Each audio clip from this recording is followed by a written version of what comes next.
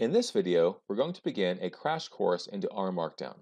Your first question might be, what exactly is R Markdown? Well, R Markdown is a tool created by RStudio for creating dynamic, reproducible documents of a data-centric nature. When I say data-centric, I mean documents that include analysis of some sort of data. And so usually these data-centric documents are going to include text, regular text, computer code, and then executed computer code, as well as the results of that executed code. So R Markdown first appeared in 2014, as far as I can tell, or at least that's the oldest discussion thread I can find. I'm sure it was in the works before that. Maybe there was some mention of it. And R Markdown is a variant of a more popular language called Markdown, which was created by John Gruber, who is the creator of the Daring Fireball website, and Aaron Swartz, who was the co-creator of the social network Reddit. And it is a type of lightweight markup language that's used to create formatted text using a plain text editor. If you're not familiar with markdown languages in general, a markdown language is simply a language that is written in plain text, but when you render it or compile it, it looks a little bit different based on markups in the text.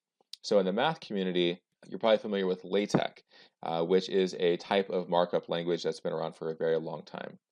And R Markdown is very versatile. You can use it for a lot of things, though it does have many capabilities similar to Jupyter Notebooks, which you may be familiar with.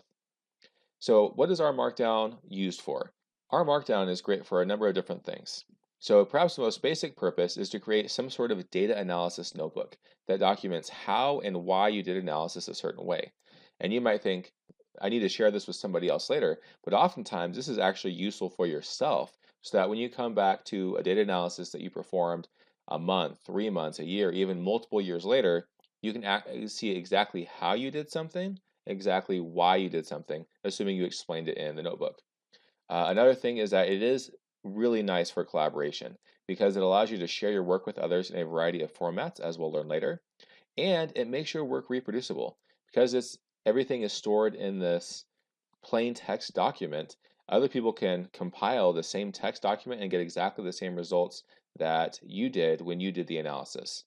So all that being said, R Markdown is a very useful tool for the data scientist.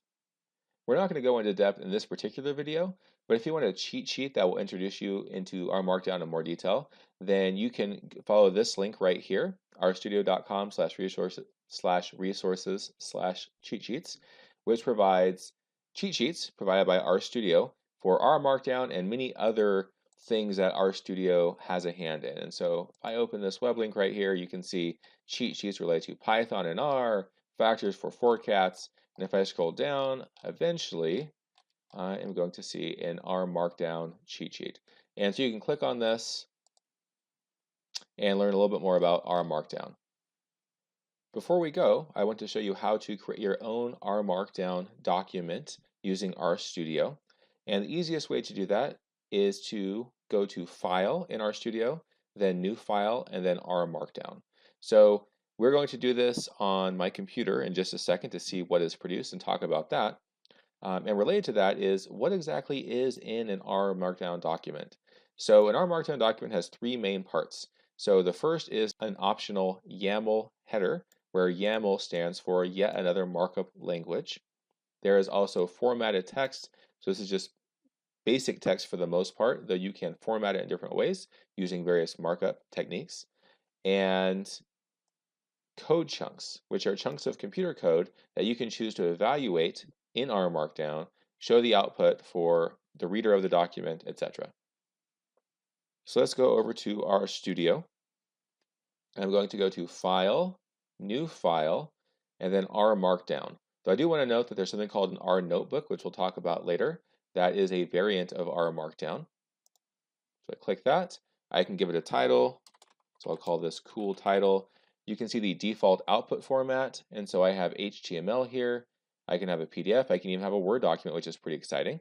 And you can see there are other things I could choose here, like a presentation, a Shiny document, or some other template. So I'm going to just leave it as a default here, which is an HTML document. I'm going to click OK. And you can see a new file is opened up here. So at the top of the document is this YAML header, which currently just has a title argument, the author argument, the date argument, and the output type. You can expand this if you want. We could actually delete this if we wanted to, though we'll leave it here. This part right here is a code chunk. So code that you want to execute is created by typing 3 back ticks like this before the code and after the code, and then you specify the language you want. You can specify a name for your chunk, and then various options, which we won't talk about right now. And then here is the code that we want to execute. You can see in this particular document here, if I wanted to, I could actually hit this green arrow. We'll actually run the chunk. And then this part right here is just your standard formatted text. And so this doesn't look like much right here, but this thing right here has to do with specifying a header. This has to do with accessing a website. This right here means that this part will be bolded, and then everything else is kind of basic text. So we will talk more about things that you can do in future videos, but just to close this, I'm going to hit the knit button. It's probably going to ask me to save the document. Okay, so I'm going to save it. So I'm just going to call this cool RMD, hit save, hit knit again, and then on the right-hand side here, it's going to start compiling the file that I'm creating, this cool document. And once it does that, it should bring up the compiled HTML file.